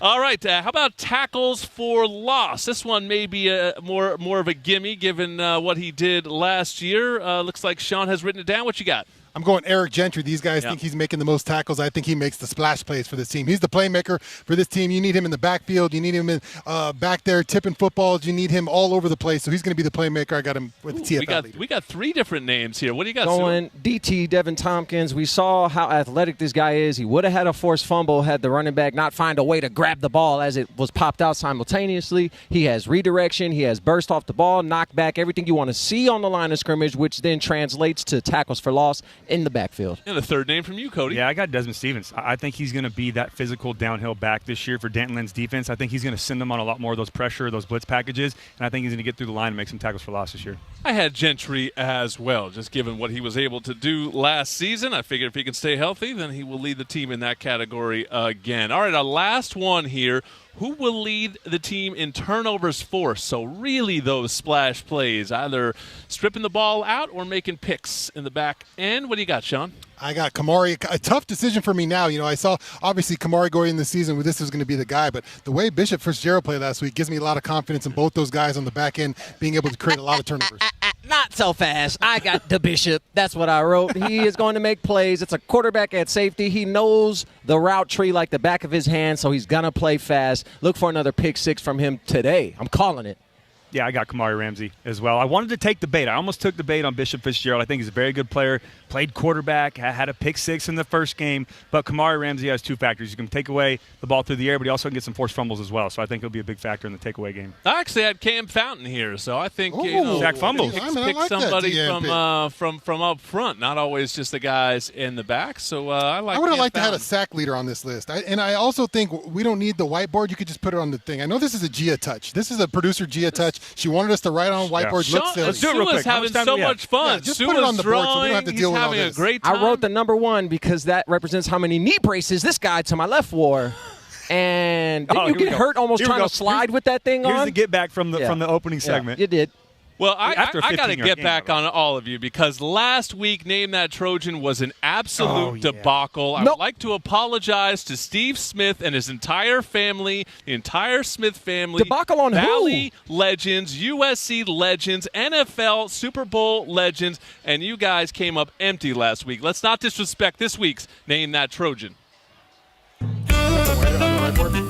Ontario International Airport, a proud sponsor of our USC Trojans, is thrilled to bring you that moment you've all been waiting for. It's time to Name That Trojan. All right, guys, you get up to 3 clues, but you can jump in at any time. Let's get set. Here is clue number 1. He was named to the NFL 2010s All-Decade Team. The best players of the whole decade. We need a little in jingle. the NFL. Nothing? No one has to say anything? All scared. I see it. Okay, let's see clue number 2. The 2010 Morris Trophy winner. Does anyone on this stage know what the Morris Trophy is? Anyone? No. Anyone? It doesn't exist anymore. It was an award that the Pac-12 gave to the best offensive or defensive lineman every year. Oh. Okay. Offensive, defensive lineman in 2010s all decade. Oh, this is electric. Jump in whenever you got something, guys. Here is the 3rd clue. He was the 9th pick overall. Jarrell Casey. No. Damn. He was the 9th pick overall in the 2011 NFL draft. Tyron Smith. Tyron Smith. Way to go, Cody. Finally, someone's on the board. Guy's only a future NFL Hall of Famer. It's nice that you guys knew who he was. He cracked back me something crazy when we played them on Thanksgiving. It was in the NFL. Yeah, he baptized me. I don't win a whole lot on this show, so I'd like to take the last couple of seconds to say thank you guys, my wife, my son at home. I'm happy that I won. Send it to break, Cody. They want you to send it to break. He's the father. Just keep the camera on me. Stay tuned. We got a couple more segments to go here on the Trojan Tailgate Show, presented by YETI. The road is calling.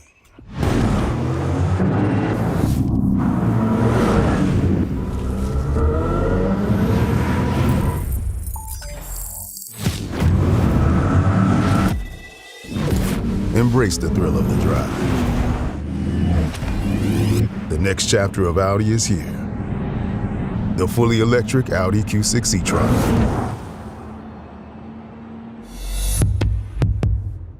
Hey man, do you have a non-alcoholic beer that actually tastes good? I think you mean athletic. Excuse me? Do you have that great non-alcoholic beer? I'll 7. I'm good. Do you have a favorite non-alcoholic beer on the menu? Ah. Athletic it is. She's funny. Join me as I take a deep dive into the least insulted ticketing app in history, SeatGeek. Did SeatGeek invent the ticket? No, but we do make them work. Drum roll, please. Ooh, how do I use the Seat View feature? It shows seats with a pole blocking the view. Don't buy those. What if I want to sit behind a pole? Buy those. Join me as I bore you to death with a series of interviews about a ticketing app that just does what it's supposed to do. What if you could use retirement accounts to invest in crypto? With iTrust Capital, you can. iTrust Capital allows you to invest in your favorite crypto assets 24/7 with the tax benefits of an IRA. So instead of paying taxes on your crypto gains every year, you can defer taxes till you retire using an iTrust IRA. Or with an iTrust Roth IRA, you can withdraw tax-free at retirement because you're in this for the long haul. Start investing today at itrustcapital.com.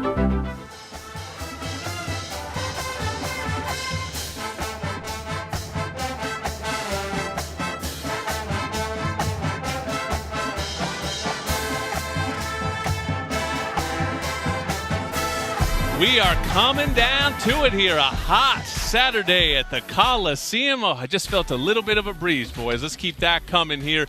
USC and Georgia Southern is our game. Jordan Moore, Sean Cody, Sua Cravens, Cody Kessler with you on the Trojan Tailgate Show presented by YETI. It's time to talk to Keely, though. She's sitting down with your head coach, Lincoln Riley. This is your prescription to win, brought to you by USC Pharmacy. Partner of USC Athletics. USC Pharmacy is operated by the USC Man School. Learn more at pharmacies.usc.edu. Coach, after a dominant performance to open up the season, how does your team build on that in week 2? Well, I think it's important for us to understand that every week in a season is its own week. And, we don't get any of those points or tackles or any of the plays that we made that carry over. And so we've got a new challenge this week, new schemes, new players that you're going to go up against. And typically good teams make a lot of progress between game 1 and game 2. And so that's been our focus this week. There's so much this team can improve on and things that we need to improve on, not only for this one, but going forward. And so we've really pushed the guys hard in practice this week to really take that type of mentality. In that sense, do you find it challenging in your experience for teams to have the same intensity in week 2 when the novelty of a season starting has kind of worn off? Yeah, I think most of them are still pretty excited to play at that point. I think it's just, you can't let one game, no matter how it goes, shape your mind that, everything's just going to be like this for the rest of the season. There's just going to be different challenges and different ups and downs, and your ability to come back, even just right after the game and learn from it, but really put it to bed and to just mentally and emotionally move on, get into the next opponent, get into the things that we need to do great this week, and then be as ready to go as possible. And then I think it's important for us to all remember, we're not basketball playing 40 games. We're not baseball playing 60 games. We only got a handful of these, so we better be ready to put our best foot forward. We saw the Trojan tight ends and running backs really get involved on Saturday. For you as a play caller, how nice is that to just open up your playbook in that sense? Yeah, it was fun to see some of the different skill sets obviously play well. We've worked hard on this roster to be able to beef up some of those rooms, those 2 rooms in particular. And, guys made some big plays. Obviously, everybody sees the ones with the ball, but guys did some really positive things without the ball as well, which honestly excites me more because if guys can do that, then you can build around it and it gives you a lot of advantages on the field. Georgia Southern's wide receivers feel like they're going to be a challenge for your secondary.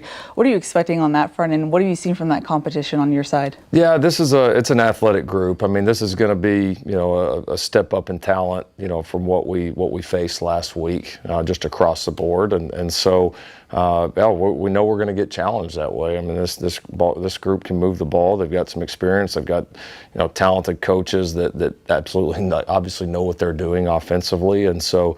Yeah, we got to be ready to play. We got a lot of things that we did well last week in the secondary, but we know again, more challenges, bigger challenges are coming. All right, Coach, thanks for the time and good luck on Saturday. Thank you.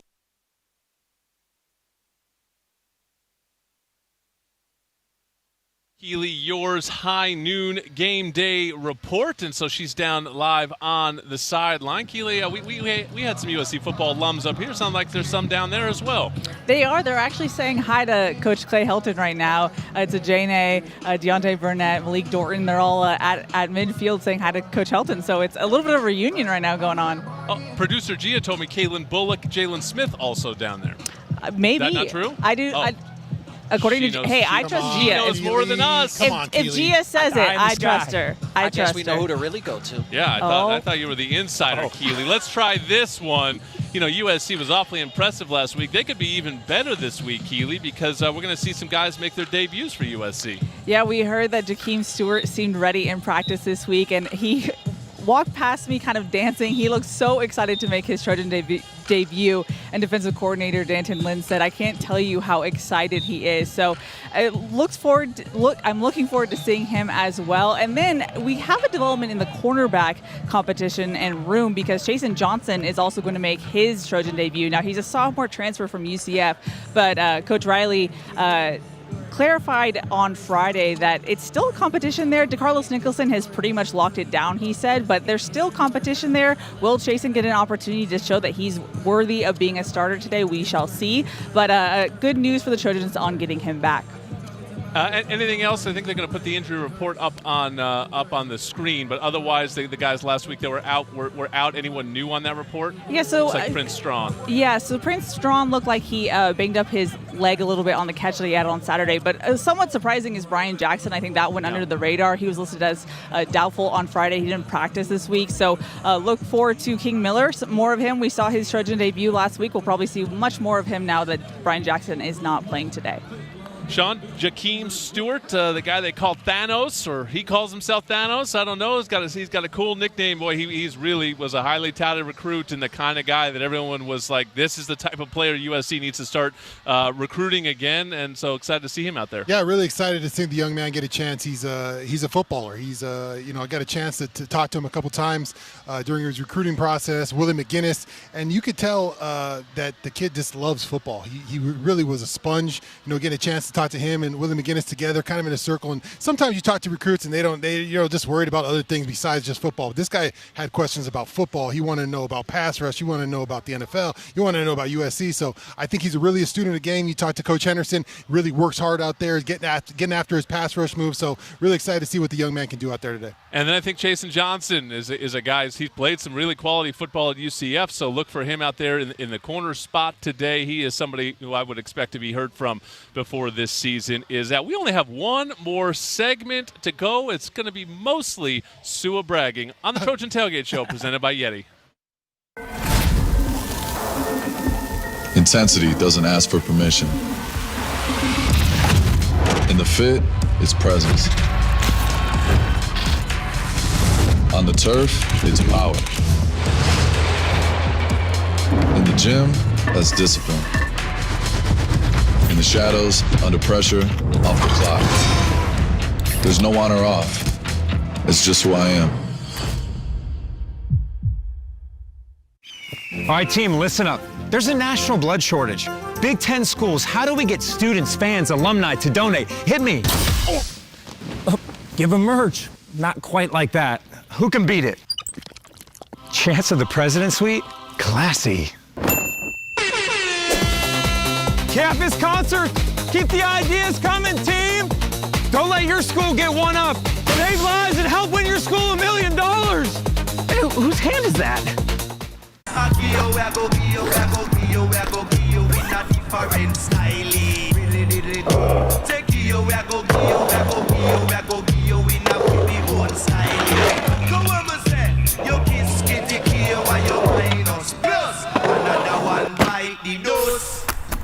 You're all get together and thinking. Me say we come everybody. No more spend come have your leg come sorrow. Another one bite the dose. Being the best takes hard work. It takes early mornings, planning, precision, sweat, sacrifice, and teamwork. That's why Old Dominion Freight Line, the #1 national LTL carrier for quality, works hard to be the best in the game and is proud to support those striving to be the best in their game. Old Dominion Freight Line, helping the world keep promises.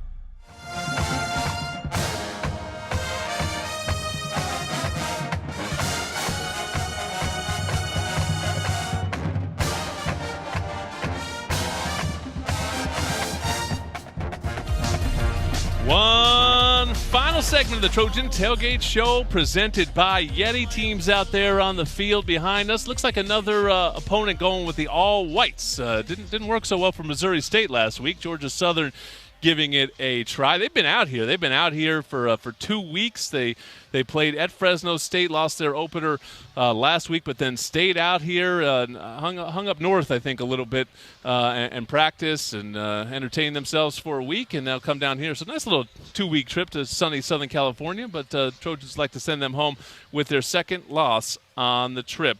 We have a winner in our midst, though, and his name is Sua Cravens. Congratulations, the Week 1 winner. He burned his quarterback early, but strategically it worked out for you, Sua. I mean, if you can only use them once, is there a burning your quarterback early pick? Like, I got the win. That's Good all point. that matters. You got the dub. Feeling like it might be 2 in a row. Can we just go to the game? We'll see. Let's go to our Old Dominion Freight Line best in the game picks. the best in the game. Is brought to you by Old Dominion Freight Line, Official freight carrier of USC Athletics. helping the world keep promises. I am told that we will be able to hear Keely, but we will not be able to see her. So, Keely, what do you have for us? As much Audio as it, only. yeah, as much as it pains me to give Sua any type of credit, I had to take a page out of his book, and I went with Jaden Maiava. I had to burn, quote unquote, my quarterback pick early. I'm trying to get a win, guys. I'm trying anything at this point. Sua, imitation is the sincerest form of flattery. You took it as an insult because that is how you take everything, but it's a compliment. It's a compliment. Oh, you like that one, Keely. I can hear you from here. Yes, it is a compliment when you influence the generation. Yes. The youth. Trendsetter. All right. Here we go. Jordan, go ahead. Pass it to me. I'm ready. You're the passer. Okay, all right, cool. I'm going to go for it. with Wayman Jordan this week because Georgia Southern last week against Fresno State gave up 351 yards rushing against that Bulldog football team. So I expect 2 to get the ball all game long, or at least hopefully until the game's out of reach. But feed number 2. I need another W today. Sean, what do you think about the strategy of choosing tailback 1 when somebody else has pulled quarterback? Yeah, that's risky. That's not how you play the game, Coach. Right? You've been doing this for a little bit. When someone else puts a quarterback, it's time to go plan B, plan C there, Cody. Good luck with that one. Wait, what? I don't get it. I went with plan It's just hard to win. It's just hard to win. So now you're burning Wayman. You got to win with those. Better win. Oh, well, I mean, this is the time to do it. A defense that gave up their last right now or second to last in the entire country in rushing defense. My logic, logic was very similar, but we haven't gotten to me yet. Let's get to the champ here, Sua Cravens. I went plan G originally and went with Gavin to hang out water and towels and keep the guys waving them. And the people who don't know, I know Gavin is very famous. He's referring to Gavin Morris from the staff. Yes. He's the G-man on Twitter. Yes. He's an influencer, right? Influencer, professional influencer. That's yes. A little bit of everything. But I'm on the board already, so the pressure's off. And just like this shirt, it was no sweat to pick Zach Williams because I expect some of these receivers to go off, unlike last week. And might as well be him. Might as well be him. I'm not going to burn a Jacoby or Lemon pick unlike somebody over here. Yeah. I didn't. Sean, who do you got? I didn't do that either, but I'm going to play the game here. We have a quarterback, the number 1 quarterback off the board, the number 1 running back off the board. I'm going to go with a defensive linebacker, Jordan, and Desmond Stevens today. Hopefully he collects a lot of tackles. Pick Makes 6. a big play. Pick 6. Hey, man, it can happen. Bishop Fitzgerald was on the list at least last week, Yeah, so if you'd picked Bishop, he would have been in the mix. My logic, very similar. I gave Cody a hard time, but I'm right on the same page with him. Eli Sanders is my pick. Just hoping. We saw it last week. It's guys like this that can become sort of like a fan favorite. Ultimately, the winner of this thing is usually chosen by the fans. And you watch a guy like Eli, big player.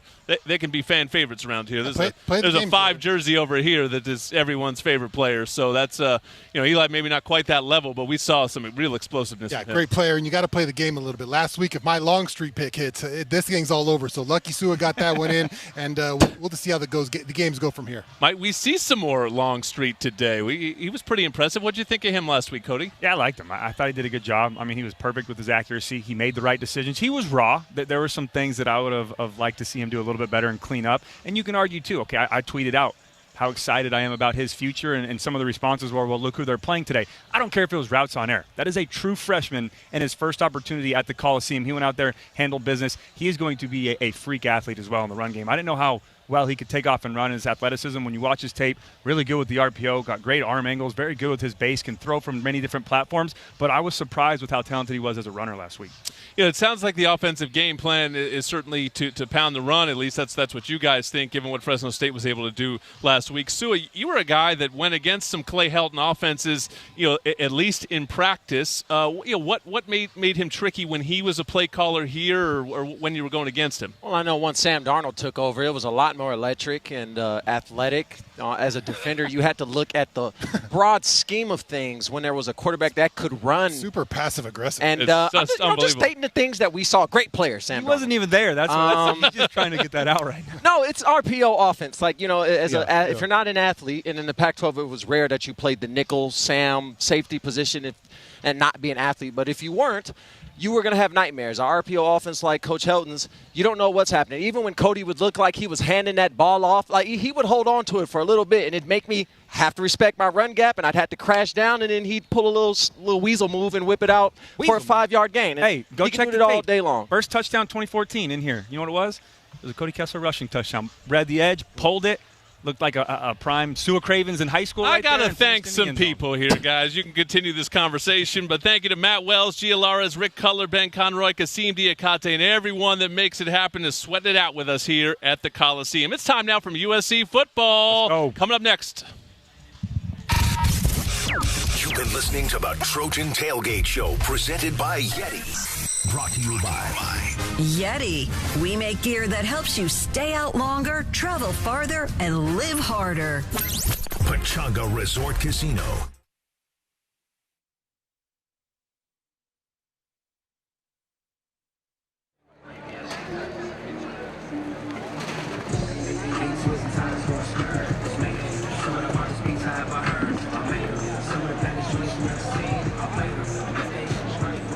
Hey everybody, Anthony Lucas.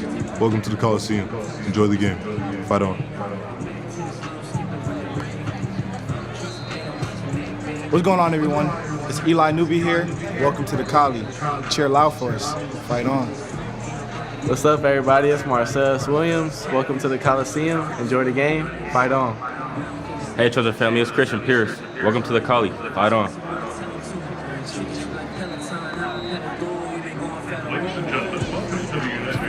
Los Angeles Memorial Coliseum for today's matchup, featuring the visiting Georgia Southern Eagles and the home team, your University of Southern California Trojans, home of 137 national championships. We hope you enjoy the entire game day experience this afternoon, and we remind you to follow the Trojan Spirit Code by showing respect for all fans in attendance. Thank you, and fight on.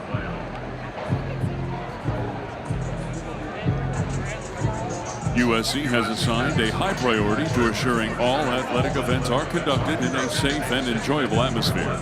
In compliance with the Trojan Spirit Code, please respect all fans in attendance.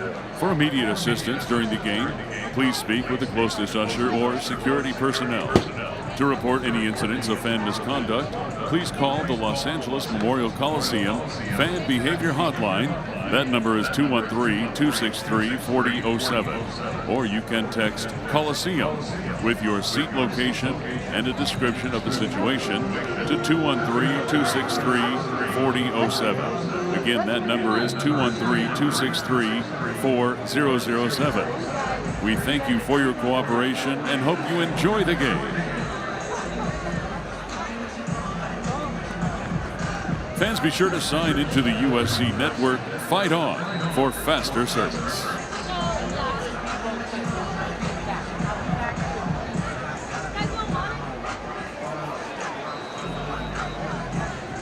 Fans, snap a selfie and tag it with hashtag USC Selfie, and you just might see yourself up on the video board during today's game. Don't forget to follow us on Twitter and Instagram at USC_athletics.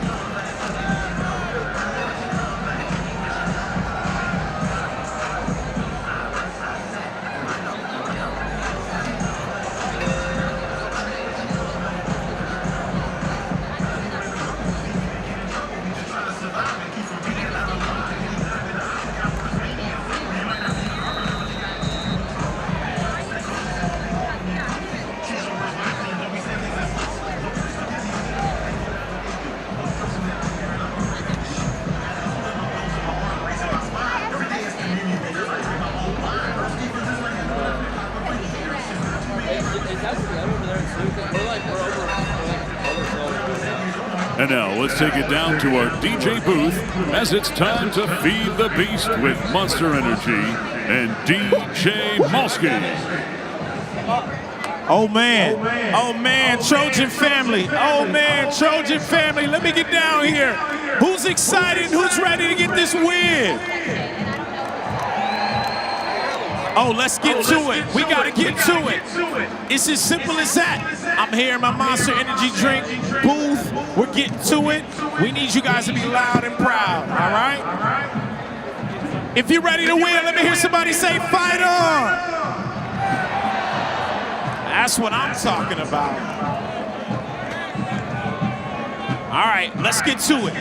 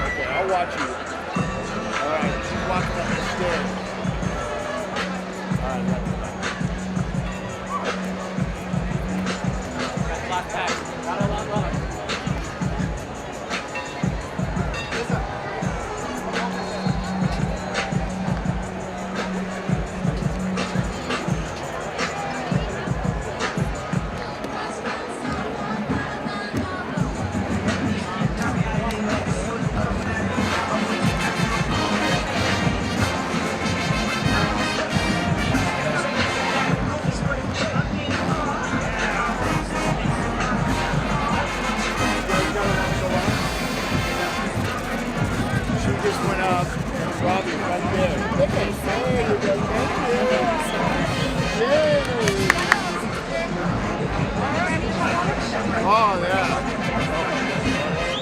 One more for her. Thank you.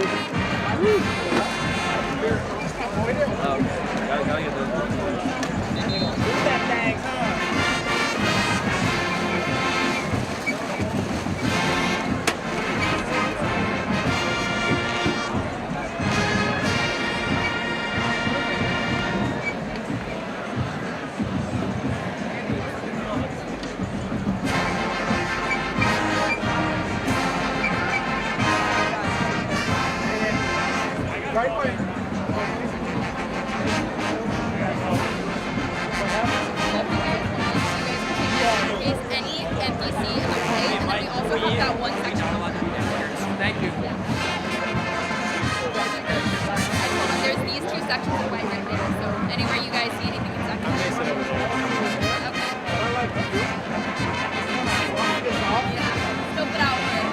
kind of like hitting a fan.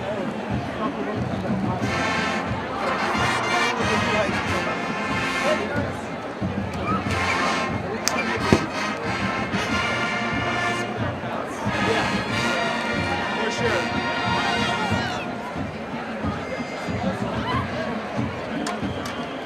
I'm Keely Orr with head coach Lincoln Riley. Coach, after a dominant performance to open up the season, how do you build on that today? Well, college football, every game is its own thing. It's its own season. And so our job this week is to improve, right? That's what the great teams do is week 1 to week 2. They make some of the improvements, the adjustments, and that's what we're looking forward to today. Last home game before you head on the road next week. How much of an impact does the Trojan family make in the home field advantage? What's important, we get everybody else's best when we go on the road. So when teams come in here, they've got to feel our crowd, feel the atmosphere. Look forward to that today. All right, good luck, Coach. Thanks. Bye. Once he's done, he'll come down. Thanks. Same thing, when you put it out, put it down, just let it walk. Walk it down, put it down. Once it clears, we'll go back over there. 5 minutes to halftime, start walking over here, get a feel. Hands on the stage, ready to go. We'll get it up. About the same thing. Once that's done, we'll take it to the corner. I can't put it behind the sign. As long as you don't block the spot. They complained about this yellow road, so it's behind that. Well, people don't move it. It's just a guide for them. Talk about what, like, they shake. Yeah.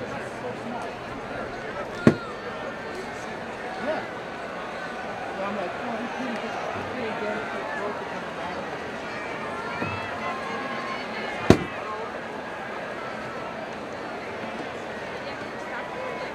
Yeah, well, he like runs up and down. It just helps him guide. Is like with the card there? Is this team's No, because this won't be big.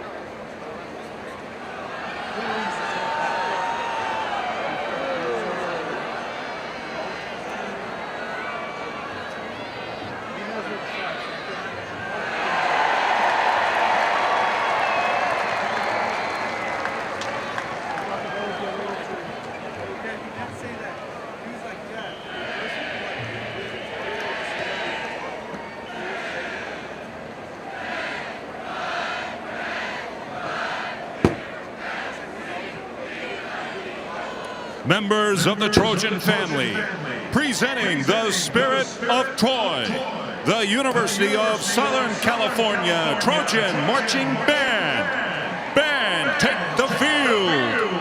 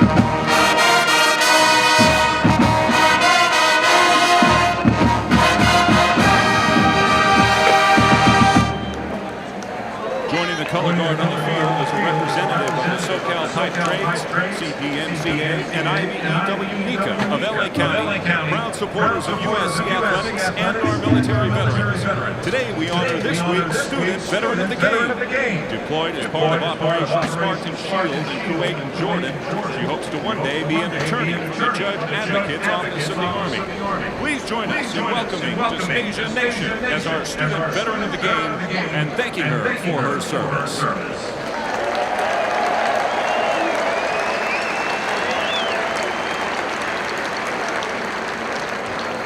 Ladies and gentlemen, please remain standing as we honor the life of former USC men's basketball head coach George Raveling. A Naismith Basketball Hall of Famer, Coach Raveling held berries as the first African-American head coach at USC and in the conference. He led USC to 4 postseason appearances and 8 years as head coach. He passed away earlier this week at the age of 88. Please join us in a moment of silence for Coach George Raveling.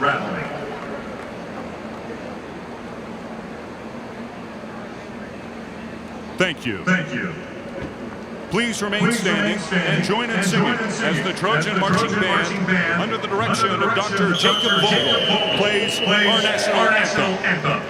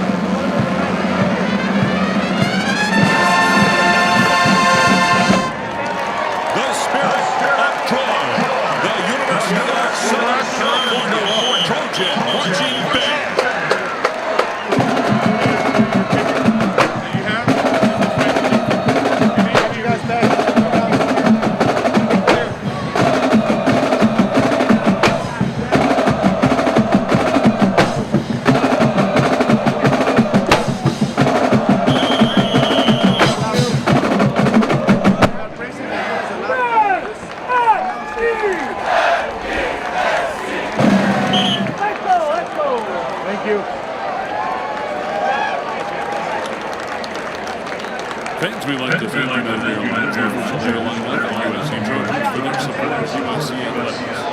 Joining us on the field today for today's game ball presentation is Deputy Athletic Director Jay Hilbert, who will be presenting the game ball to United Airlines LAX representatives Al Wow, Timothy Anaya, and Ronald Iyer. Thank you, and fight on.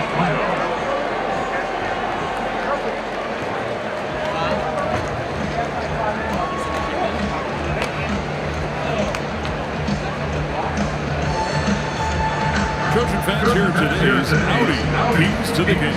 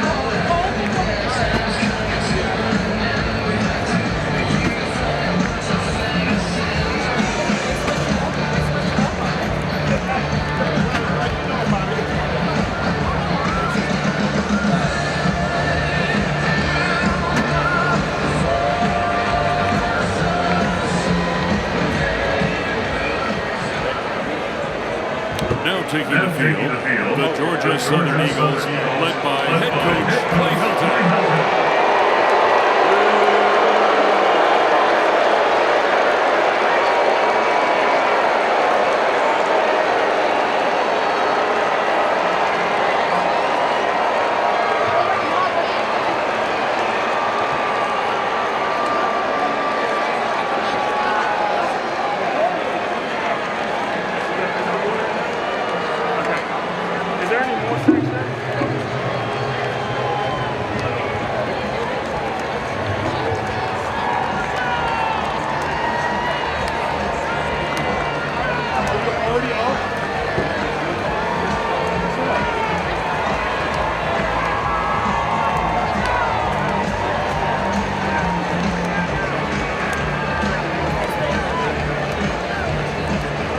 Missouri State 73-13. Don't know that that's going to happen here today.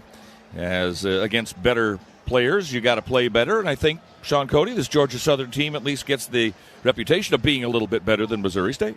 Yeah, it's not their first game in FBS, so it's a little different brand of ball. So I think Clay Helton's group will probably put together a little bit more of a challenge for the Trojans today. First meeting ever. The Trojans have played one other team from the Sun Belt Conference. That's where Georgia Southern is from. That was Arkansas State. I remember the game in 2015 against the Trojans, as SC won that game easily 55-6. Otherwise, haven't played any teams from the Sun Belt Conference. First time in California last week. They stayed in Oxnard Georgia Southern has been in the Pacific time zone a few times. They played in Washington, in Nevada, in Idaho, in Oregon, and now they have played in the state of California. They've got Clay Helton as their head coach. You saw Clay talking to Lincoln Riley before the game, greeting all kinds of former Trojan players. It's kind of a homecoming for him. Yeah, it's good to see all those former players get down there. I was trying to get down there, but Clay was late to the field, so I had to go up do my show. So I'm sure hopefully I can get down there, say at some point and say hi to him. Deontay Burnett is going to lead the Trojan team onto the field. He, one of the heroes of the USC Rose Bowl win over Penn State back in 2017, a team that was coached by Clay Helton. Nice touchdown passes, 3 of them. And the Trojans were able to win that game, one of the most exciting games in USC history, on the last-second field goal by Bormeister. I remember that one because you and John Jackson with a call on that one, man, had me almost jumping out of the freaking press box there, man. That was a good one. Literally, as I've told you before, I forgot that I was on the radio, and so I leaned out the press box window and was screaming at the fans, trying to get them to hear me, the 100,000 people. And I was way out the window, and John had to reach and pull back. He grabbed a hold of my belt and pulled me back in. Yeah. Otherwise, who knows? Trojans are getting ready to roll onto the field, and we're getting ready to go down on the field in a few moments for the flip of the coin for today's game. Today's broadcast is the property of USC Sports Properties, a division of Playfly Sports. Any rebroadcast or reproduction in part or in whole without the express written consent of USC Sports Properties is strictly prohibited. First quarter of USC football presented by Pechanga Resort Casino, proud sponsor of USC football, and today's game against Georgia Southern is presented in its entirety by United Airlines. Great day for the football game. A little bit warm down there doing the tailgate show today. Yeah, I was trying to figure out in my brain if I could sense the amount of degrees hotter it was today. It felt a little bit hotter, Mike. I put sunblock on. I was covered up top, people. The calves, top of my calves were burning, man. That's why I know it was pretty spicy down there. Decent crowd, about the same as last week. Here come the Trojans. Strike up the band over in the sun deck to our right. Trojan captains lined up on the far side of the field. The Georgia Southern captains on this near side. They'll be